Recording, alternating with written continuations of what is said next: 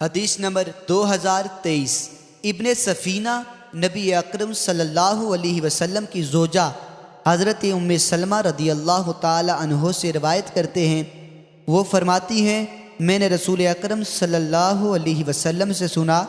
آپ نے فرمایا جو بندہ مصیبت کے وقت یہ کلمات کہے بے شک ہم اللہ ہی کے لیے ہیں